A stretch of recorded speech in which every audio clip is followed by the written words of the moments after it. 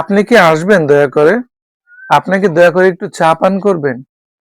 আপনি কি দয়া করে একটু সরে বসবেন? এই বাক্যগুলো ইংরেজি করার জন্য আমাদের একটি স্ট্রাকচার অনুসরণ করতে হবে।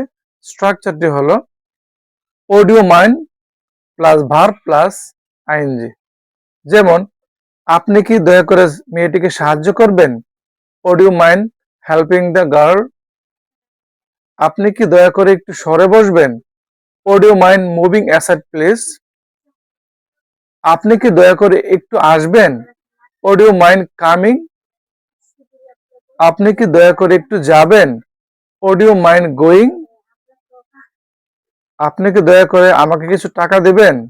Would you mind giving me some money? এইভাবে তোমরা কাউকে অতি ভদ্রভাবে কোনো কিছু বলতে would you mind এই স্ট্রাকচারটি ব্যবহার করে কথা বলতে পারো। Bye bye.